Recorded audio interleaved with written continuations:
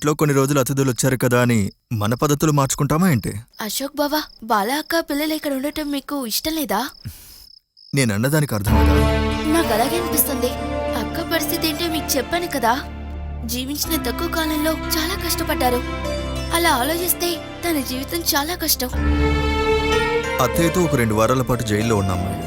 ఆవిడ గురించి అంతే కదా మనకు తెలుసు. నువ్వు అత్తయ్య ఆవిడ గురించి చెప్పినప్పుడు ఆవిడకి సహాయం చేయడం కరెక్టే అనిపించింది. ఎందుకు ఇష్టం లేనంటే మాట్లాడుతున్నారు? మీ అందరికీ బాలా అక్కను చూసి జాలి కలిగిందేమో, కానీ నాకు రెస్పెక్ట్ కలిగింది. అది చేయని తప్పుకి జైలు శిక్ష అనుభవించినందువల్ల, మృగంలాంటి భర్త వల్ల ఆవిడ అనుభవించిన కష్టాల వల్ల కాదు. జీవితంలో అన్ని తలుపులు మూసుకొని ఏమీ చేయలేని పరిస్థితుల్లో చెత్తకుండీలో ఎవరో పడేసిన పాపని సొంత కూతురితో సమానంగా చూసుకునేందుకు ఆవిడికి కలిగిన ఆ మనసు, ఆ మానవత్వం, ఆ ఒక్క కారణానికి మనసారా ఆవిడ కాళ్ళ మీద పడిపోవాలనిపించింది. అదొక్కటి చాలు ఆవిడ క్యారెక్టర్ ఏంటో అర్థం చేసుకోవడానికి. నాకు ఇప్పుడే ప్రశాంతంగా ఉంది. మిమ్మల్ని అడగకుండా బాలాకని ఇక్కడ ఉండమన్నందుకు మీరు నన్ను తిడతారేమో అని చాలా భయపడ్డాను. బంధువులు చుట్టాలు లేని నా జీవితంలోకి తోడుగా, నీడగా, బంధంగా, ప్రేమగా నువ్వు వచ్చావు. నువ్వు తీసుకునే ఏ నిర్ణయానికైనా నేను సపోర్ట్ చేస్తాను.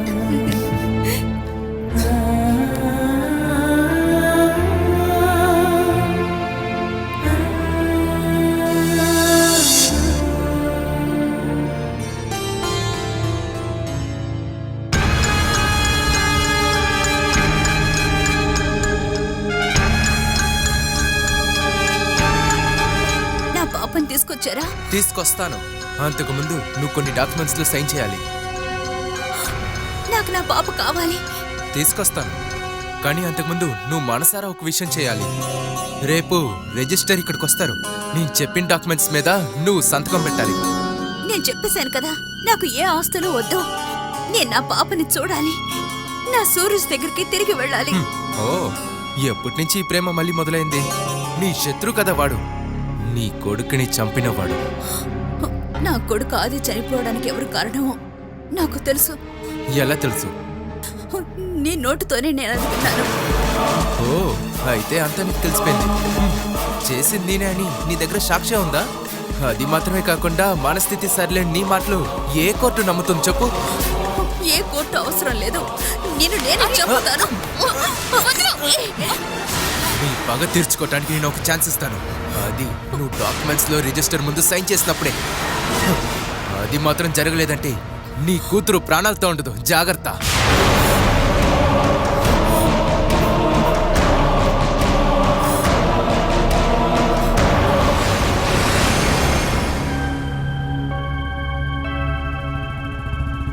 అదిగా అక్కడ ఆపు.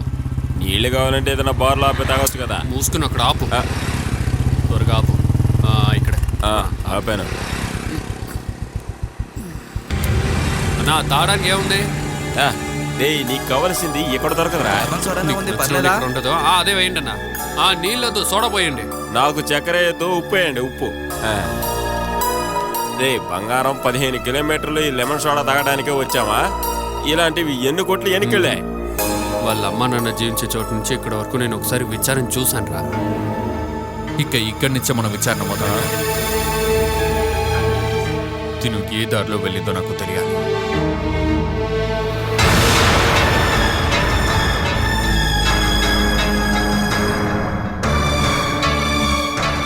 తన కనిపెట్టడం కంటే ఆ జయచంద్ర నాయుడు ఎక్కడున్నాడో కనిపెట్టడం ఈజీ. ఒకవేళ బాలా అక్కడికి వెళ్ళిందంటే వాళ్ళు ఇల్లు ఖాళీ చేసిన తర్వాతే బాలా ఇక్కడి నుంచి బయలుదేరి. అన్నా, నిన్నొక మాట అడగొచ్చా? ఏంటి? ఒక చిన్నపిల్లని ఎత్తుకొని ఒక అమ్మాయి అటుగాని ఇటుగాని ఎరడం నువ్వేమో చూసావా? అంటే ఎవరి గురించి మీరు అడిగేది? ఇదిగో ఈవిడే.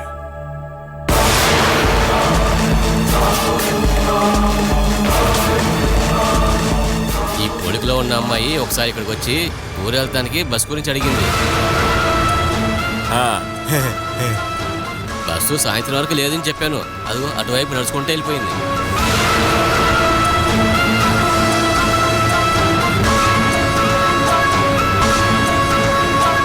మీరు అటువైపు వెళ్ళారంటే అక్కడ ఒక ఆటో స్టాండ్ ఉంటుంది, అక్కడ అడగండి. ఆవిడ అటు వెళ్ళాక ఒక ఆటో వాడు కూడా అటు వెళ్ళాడు. ఒకవేళ ఆటోలో కూడా ఎక్కడుండొచ్చు.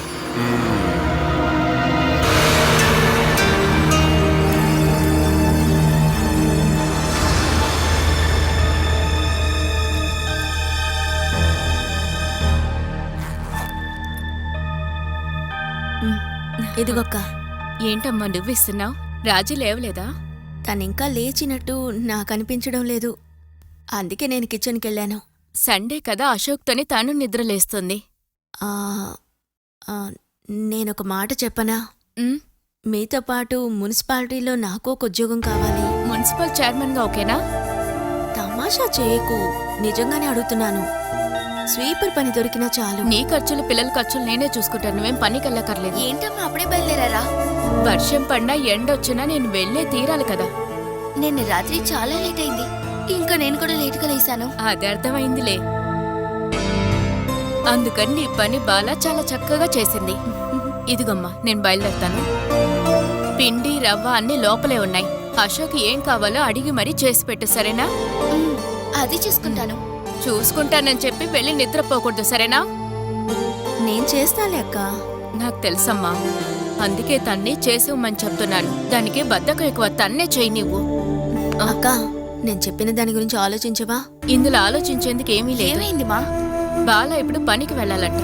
ఈ ఇద్దరు పిల్లల్ని పెట్టుకోనా? అది నేను అడ్జస్ట్ చేసుకుంటాను. ఇప్పటికి నేను చెప్పింది విని ప్రశాంతంగా ఇంట్లోనే ఉండు. ఓ, ఇప్పుడు మీకు పనికి వెళ్ళాలా? మీకు వినిపించిందిగా, ఇంట్లో సైలెంట్ గా ఉండండి. గ్లాస్ ఇవ్వండి, నేను పెడతాను.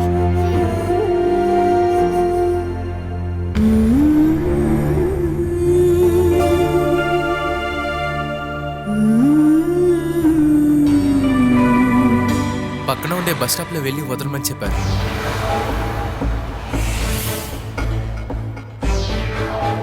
₹100 అవుతుందని చెప్పగానే పక్కనుండే బస్ స్టాప్ దగ్గర వదిలేయమన్నారు. నేను సొసైటీ రోడ్లో ఉండే బస్ స్టాప్లో వదిలేశాను. అక్కడే బస్సులు అప్పుడప్పుడు వస్తాయి. ఎక్కడికి వెళ్తున్నారో చెప్పారా? వాళ్ళు నా దగ్గర అంతగా ఏం మాట్లాడలేదు.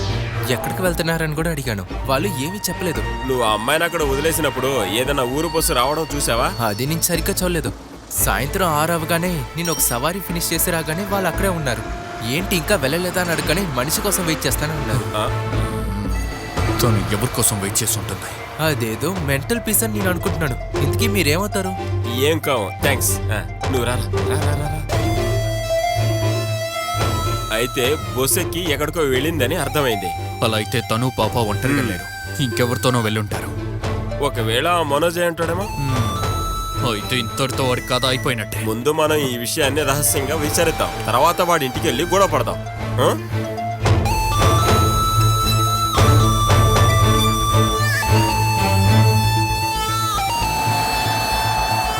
నువ్వు త్వరగా నిద్రపోచుద్దాం.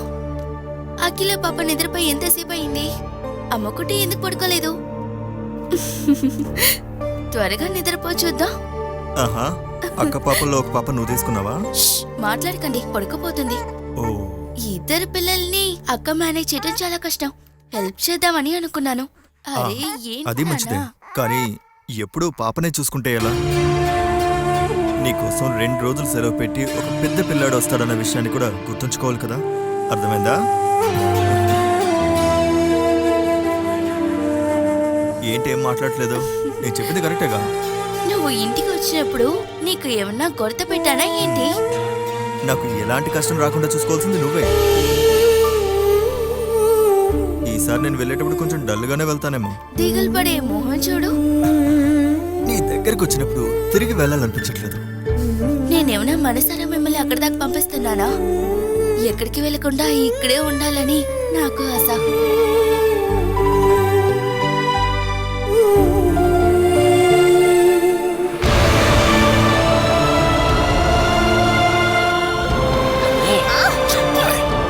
చూడడానికి వెళ్ళావే?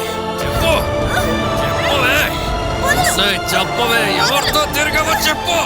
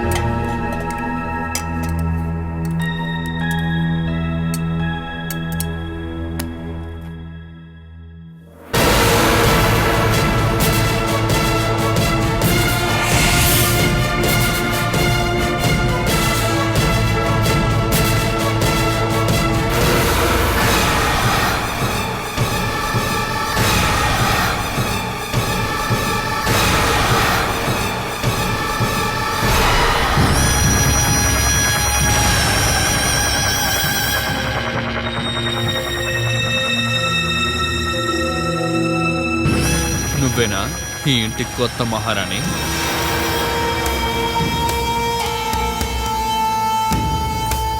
ఇది ఎవరికి? నీ భర్తకి ప్యాక్ చేస్తున్నావా?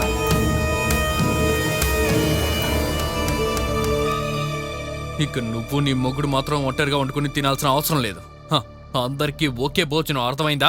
నిన్న ఏం జరిగిందో చూసావుగా. అలాగే ప్రతి వస్తువు తీసుకెళ్లి ఇంటి బయట పారేస్తాను. మీరు కొనుక్కొచ్చినట్టే చేస్తున్నారు. ఏంటే? అయ్యో, నన్ను ఏంటిది? ఎదిరించి మాట్లాడు. వేణు, నువ్వు కొంచెం బయటకు వెళ్తావా? నేను మనసులో ఏమనుకుంటోంది? ఇంకా నొక్కుంటే పైకి పోయి ఉండేదాన్ని, అర్థమైందా?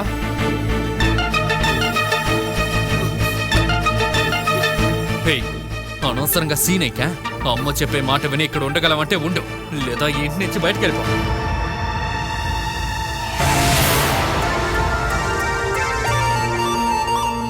ఏయ్, ఇలా నేను ఎవరినైనా కొట్టేటప్పుడు నువ్వు అడ్డుకొచ్చావు అనుకో, తర్వాత నిన్ను కొడతాను, అర్థమైందా? ఇంకోసారి అడ్డుకోవడానికి చెయ్యి. హే, నీకు చెప్పిన దాన్ని గుర్తుందిగా?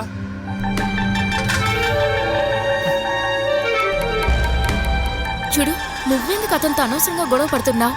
ఈయన దగ్గర ఏం చెప్పినా ప్రయోజనమే లేదు. చెయ్యి కాళ్ళు అన్నీ కట్టేసి రూమ్ లో వేసేయాలి. అప్పుడే తెలుస్తుంది. మనం అలా ప్రయత్నించామంటే చివరికి ఆ రూమ్ లో మనమే ఉండాల్సి వస్తుంది. ఇక్కడ నుండి పంపిస్తాను. దానికి దారి నా దగ్గర ఉంది.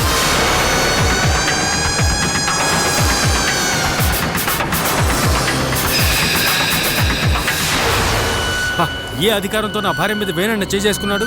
చెయ్యం చేసుకోలేదే, దానికి ముందే నేను ఆపాను కదా. ఏయ్, నువ్వెందుకే ఆ గొడవలోకి వెళుతున్నావు? వాడికి మొదటి నుంచే నీ మీద కోపం ఉందే. ఇదే ఛాన్స్ అనుకొని నీ గొంతు పట్టుకొని పిసిగితే? అతనికి నా మీద కాదు, అతని మీద నాకే కోపం ఉంది. మనిద్దరి జీవితం ఇలా తయారైందంటే దానికి కారణం వేణు మాత్రమే. అతను చిటికిన వేలైనా నా మీద పడిందంటేనా ఆ చేతిని నరికేసేదాన్ని. వేణుబాబు దగ్గర మీరే చెప్పాలి. ఇకపైన ఆయన చేయి వేస్తే నేను తప్పకుండా పోలీస్ కంప్లైంట్ ఇస్తాను. నేను బాలాకు ఉండటం వల్లే కేసు విత్డ్రా చేశాను. ఇకపైన అలా జరగదు. ఆయన జైలుకి వెళ్తే ఏంటి? నువ్వు తెలివైందానివిగా వాణ్ణి ఎందుకు అంత తేలిగ్గా వదిలేశావు? ఇకపైన నేను వదలను. అమ్మా ఆశ, నువ్వు ప్రశాంతంగా ఉండు. ఈ ఇంట్లో వాడు తప్ప ఇంకెవరూ ఉండకూడదనే వాడు అనుకుంటున్నాడు. దానికెందుకు నా భార్య మీద చేసుకోవడం? ఇలా చూడు, నా ఊరుకు కూడా హద్దు ఉంటుంది. అమ్మా, నువ్వే ఒక నిర్ణయం తీసుకోవాలి. నేను చెప్పేదేంట్రా, మీరందరూ కలిసి నన్ను మూలలో కూర్చోబెట్టారుగా. నా మాటకి ఇంట్లో ఏ విలువ లేదు. ఇది కరెక్ట్. అమ్మ వేణు కోసం ఒక అమ్మాయిని చూసింది, ఆశ్చర్యానికి ఇంకా పోలేదు కదమ్మా. ఇలా చూడు, వేణన్న విషయంలో ఒక నిర్ణయం తీసుకునే తీరాలమ్మా. ఇలా ఇంట్లో వాళ్ళని ఇబ్బంది పెట్టేవాడి మీద ఏదో ఒక నిర్ణయం తీసుకోవాల్సిందే. అతనికి ఏదైనా షేర్ ఇవ్వాలంటే ఇచ్చి పంపించేసేయండి. ఇల్లమ్మటం వాటాలివ్వటం ఈ జన్మలో జరగదు. ముగ్గురు పిల్లలు నాకు సమానమే. ఏ ఒక్కరి విషయంలో తేడా చూపించను. లేదు, వేణుని తరిమేయాలని మీరంతా నిర్ణయించుకుంటే తరిమేయండి. నేను అసలు ఏ జోక్యం చేసుకోను. అది ఈ విషయంలో మనమే ఒక డెసిషన్ తీసుకోవాలి. మీరు రండి బావా. అమ్మ చూసావా, తెలివి మామూలుగా లేదు. వేణుని ఎలాగైనా ఇక్కడ ఉంచి ఆశాని ఇక్కడ నుంచి పంపించాలనేది అమ్మ ప్లాను. అది ఏమైనా కానివ్వండి, ఆ వేణుతోటి మీరు తిరగడం మాత్రం ఆపేస్తే బాగుంటుందండి. నేనది ఎప్పుడో ఆపేశాను. అతనే డబ్బుతోనే కదా తాగుతున్నారు. మందు తాగుతున్నానా? అనేలా నువ్వు అనవసరంగా తప్పుగా మాట్లాడుకో. నేను వాడితో కలిసి తాగటం ఎప్పుడు ఆపేశాను? వాడేమి కరెక్ట్ కాదు, వాడొక పిచ్చోడు. బాల వచ్చేంత వరకు ఆ పిచ్చి అలానే ఉంటుంది. ఆ బాల ఎక్కడికి వెళ్ళి చచ్చిందో ఏంటో.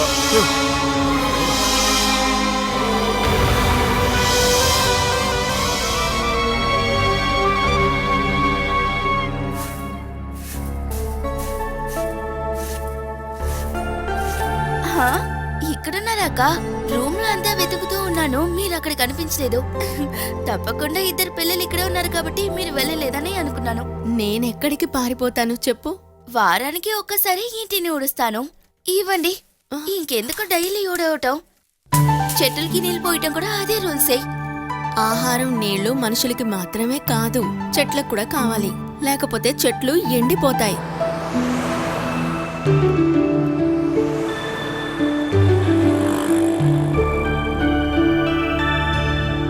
వాళ్ళిద్దరూ బాగా నిద్రపోతున్నారు. ఇవాళ మీకు శివరాత్రి అనుకుంటాక. ఇప్పుడే ఇంత పడుకుంటే నైట్ పడుకోరుగా. అలా నిద్రపోకుండా ఉన్నా పర్వాలేదులే, పిల్లల కోసమే కదా. ఆహా. ఇంత పెద్ద పర్చేస్ చేస్తున్నానని చెప్తే నేను కూడా వచ్చేదాన్ని కదా. అందుకే చెప్పలేదు. తినని తీసుకెళ్ళుంటే రాత్రి గాని తిరిగొచ్చేవాళ్ళం కాదు. 2-3 గంటల పాటు వేసుకుని చూస్ చేసి పక్కన పెడుతుంది. నెక్స్ట్ సెక్షన్కి వెళ్ళినప్పుడు ఇంకోటి నచ్చుద్ది, అప్పుడు ముందు తీసుకుంది వదిలేస్తుంది. ఇలాగే మార్చి మార్చి ఆఖరికి వెళ్ళేటప్పుడు ఒక చండాలమైన శారీ సెలెక్ట్ చేస్తుంది. అలా అయితే రాజీ కోసం మీరు, మీకోసం రాజీ సెలెక్ట్ చేయాలి. అప్పుడే కరెక్ట్ గా ఉంటుంది. నేను ఏది తీసిచ్చినా ఆయనకి అస్సలు నచ్చదు. నీకు కలర్ సెన్స్ లేదు, అందుకే ఇలా ఇవ్వండి, మీరేం తీసారో చూస్తా. చూసారా అక్క, పిల్లలు ఆడుకోవడానికి బొమ్మలు తెచ్చారు. నాకేం తీసుకురాలేదా? నేను కొనుక్కొస్తే ఎలాగో నీకు నచ్చదు కాబట్టి నేను బట్టలు కొట్టుగా వెళ్ళలేదు. మంచిది. ఇంకా ఎక్స్చేంజ్ చేయడానికి నేను రేపే మళ్ళీ వెళ్ళాలి. ముందాయన చెప్పారు కదక్క నాకు కలర్ సెన్స్ లేదని. నిజానికి కలర్ సెన్స్ లేని ఈయనకి. ఆ, ఒక నిమిషం. ఇది దీనికి కలర్ సెన్స్ అక్కర్లేదు కదా. ఆ? ఇది కొనివ్వనందువల్లే నీ అందం తగ్గిపోయిందని కంప్లైంట్ చేయకు. షాప్కి వెళ్ళినప్పుడు పిల్లలు మాత్రమే గుర్తున్నారు. మీకేం కావాలో రాజుకి చెప్పండి. ఇక్కడ మీకు పిల్లలకి ఎలాంటి కొరత రాదక్క. మీకేం కావాలన్నా చెప్పండి. నాకేం అక్కర్లేదు అశోక్. నన్ను మీరందరూ కలిసి బంగారంలాగా చూసుకుంటున్నారు. మీ విశాలమైన మనసుకి ఇది ఏం సరిపోదని నా ఉద్దేశం. ఇక్కడ ఉన్న ప్రతి దాని మీద మీకు హక్కుంది.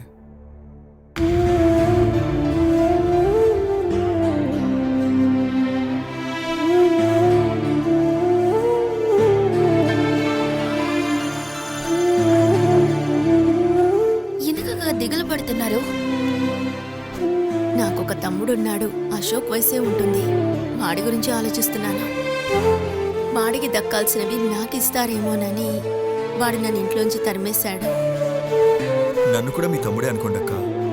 నా సైడ్ నుంచి మీకు ఎలాంటి ఇబ్బంది రాదు. మా అక్కగా మీరు ఎప్పుడూ మాతో ఉంటే చాలు.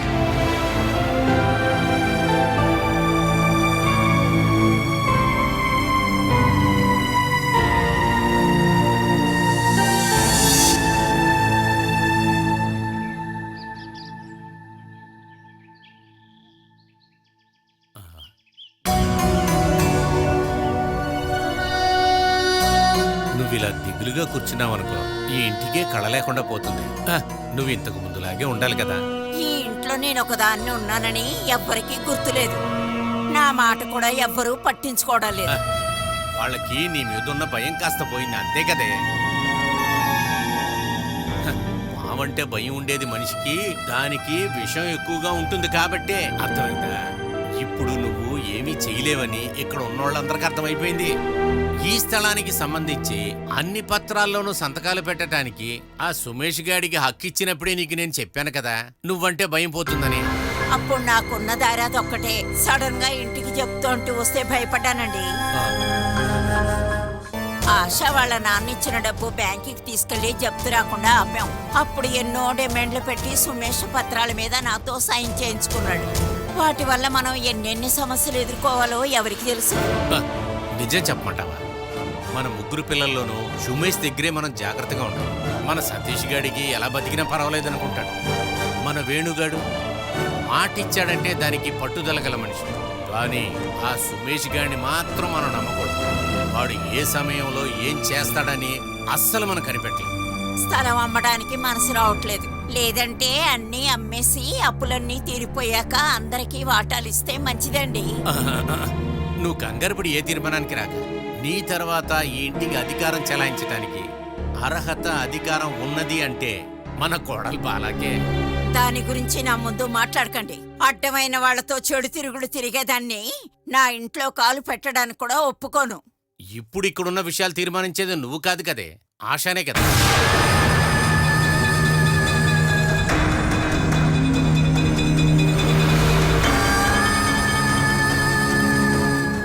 మున్సిపాలిటీలో స్వీపర్ ఉద్యోగం ఉందని.